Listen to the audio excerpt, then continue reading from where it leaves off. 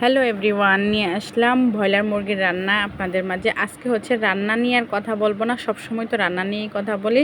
আমি হচ্ছে বাস্তব জীবন থেকে কিছু কিছু টপিক হচ্ছে তুলে ধরার চেষ্টা করি আপনাদের মাঝে। যে হয় না যে মানুষের কপিগুলো আমি একটু কম কপি করি, তো যাই হোক। তো এই দিক দিয়ে হচ্ছে যেটা নিয়ে আজকে হচ্ছে আলোচনা করব। প্রতিদিন তো মশলাপাতির কথা নিয়েই কথা বলি। আজকে হচ্ছে জীবনের যে মশলাগুলো আছে মূল, সেগুলো নিয়ে কথা বলি। আমাদের দেশে কিন্তু বর্তমানে দেখবেন ইয়াং জেনারেশনের ভিতরে বেশিরভাগ হচ্ছে ডিভোর্স হয়ে যাচ্ছে।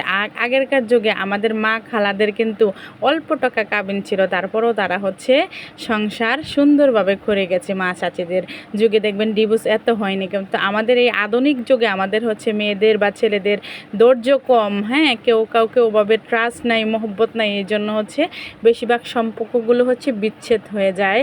কি কারণে আমি কিছু কিছু কারণ তুলে ধরি। অনেক সময় দেখা যায় কি মেয়েটি হচ্ছে বেশিরভাগ ভুল থাকে, এক এক সময় দেখা যায় ছেলেটিগুলো বেশি একটু ভুল থাকে। তো এই ভুলগুলো মানিয়ে নেওয়ার এই ধৈর্য বর্তমান যুগের ছেলে মেয়েদের অনেকটাই কম। যদি মেয়েরা কোনো ভুল করে, সে ভুলের কথা বাবা মায়ের কাছে যায় নালিশ করবে না, সে বলবে শ্বশুরবাড়ির লোকজন কি করেছে সেটা, সে যে কী ভুল করেছে সেটা বলবে না। সেই কথা শুনে দেখা গেছে কি তার বাবা মা থেকে এবং তার পরিবারের লোকজন এসে হাজব্যান্ডের পরিবারের সাথে ঝগড়াঝাটি বা এটা সেটা করার পরে মনোমালিন্য হয়ে যায়। তখন তার একটা সময় ক্ষিপ্ত হয়ে যে মনে হয় যে ওর মতো শয়তান বা ওকে আর বাড়িতে রাখবো না, এরকম একটা ডিসিশনে কিন্তু চলে যায়। এই তৃতীয় ব্যক্তির জন্য হচ্ছে অনেক সময় নিজের সংসার ভেঙে যায়।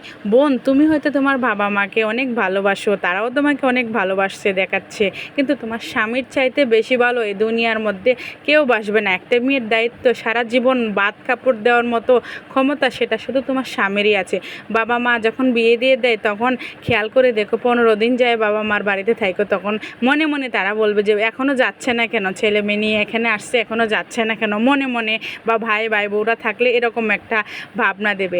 তো অতএব বাবা মার মোহে পড়ে আবেগে পড়ে নিজের সংসার ছেড়ে দিও না, আর স্বামীর বাড়ির লোকজনের সাথে বেশি একটা খারাপ ব্যবহারও করো না। তখন দেখা যাবে কি যখন স্বামীর বাড়ি থেকে চলে যাবা, তখন হচ্ছে তোমার নিজেকে কামাই করে খেতে হবে। তখন তারাও কিছুদিন যাওয়ার পর তোমার সাথে খারাপ ব্যবহার করে দেবে। ক্ষতিটা কার হবে? তোমার নিজেরই হবে। এটা আমি হচ্ছে প্রত্যেকটা নারীর উদ্দেশ্যে হচ্ছে আজকে এই কথাগুলো বলা। আশেপাশের চোখ মেললেই দেখা যায় কি, আশেপাশে তাকালেই দেখা যায় অমুকের ছেলের অমুকের মেয়ের সংসার ভেঙে গেছে। এইগুলোই হচ্ছে বর্তমানে বেশি শোনা যাচ্ছে। এই জন্য হচ্ছে আজকে কথাগুলো বললাম। ধৈর্য ধরো, ধৈর্যের ফল কি হয় জানো? মিষ্টি হয়। তোমার স্বামীর সাথে বন্ধা হচ্ছে না, তোমার স্বামীর কাছে দেখা গেছে কি তুমি তো এমনি যাও না, আল্লাহর হুকুমে তোমার বিয়েটা হয়েছে। তুমি কিছুদিন ধৈর্য ধরো, ধৈর্য ধরার সাথে দেখবা তোমার সংসার ঠিক হয়ে গেছে। আজকের মতো এখানে, আল্লাহ হাফেজ।